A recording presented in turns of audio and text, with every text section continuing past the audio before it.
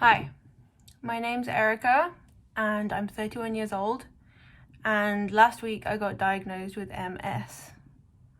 So I wanted to make some videos to kind of document my journey and just talk about how I'm feeling. And I've watched a lot of videos like this and they talk about raising awareness and that kind of thing. So I think it's really good to talk about it, and maybe if no one watches it. But it's just like a way for me to just document how I'm feeling, and yeah. So basically I live in China. I'm a teacher in China and I've been living here for nearly 10 years, 9.5 years. At the start of this year, I went to work in a new school, a brand new school, brand newly opened. And for the first 6 months, I was working in the new school and it was really stressful, really highly stressful. We had a month off in February, which was mandated by the government. Because even though they don't really have coronavirus here, they keep it really low so they closed the schools for a month. So in that month, I had a really good rest, and I don't know, it's weird that this happened, but I just started to feel really stupid during that month. My brain felt like it was working really slowly, but I didn't know what it was. Kind of weird. And then I went back to work for a week at the start of March. And throughout the week, I thought my contact lenses weren't working very well. And it was kind of worrying. And then on the Friday, I went and looked in the mirror at work and half of my face was not moving. So that was kind of worrying. And so, yeah, I was just like, okay, I got to go to the hospital. So I went to the hospital and then they told me to come back the next day to see the neurologist. It's just a small clinic in Beijing.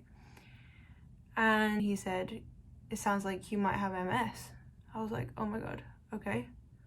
That sounds worrying. I didn't know what it was. I had to Google it just right there and then. And I did, and I don't even know what I thought at that moment.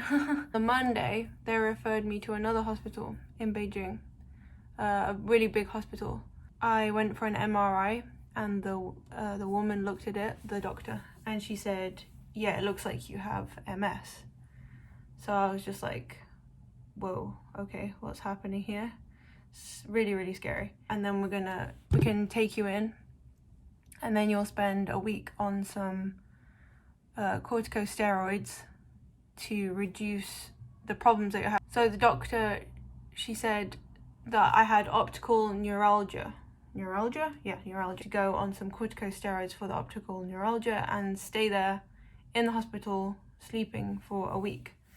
And during COVID, you cannot really see anyone. I could see a couple of friends, but you can't really see anyone, so that was kind of scary. So during that week, I just stayed in the hospital, and every day I was put on a drip of the steroids, and I went for various tests. They did a lumbar puncture, which that's where they tap into your spinal fluid. The lumbar puncture was bad, but it wasn't as, I don't know, it was bad. But it was okay at the same time. It was bad while it was happening, but I think I've just blocked it out now. And then a few days later, they said I did have MS. They confirmed it. Then I got let out of the hospital a week later, and that's where I'm at now, really. So I'm now waiting to see which medications I will go on. I'm still on the corticosteroids because they have to reduce them over a few weeks. So I'm still on them right now, and I'm on lots of pills. I got this cute case to put them all in. Whoa. But I think most of these pills are just help, just extra things. But then in the top we have the corticosteroids. I need to send all my documents, all my medical history and stuff back to the UK to get checked out. And I've been given a couple of medications that I can go on.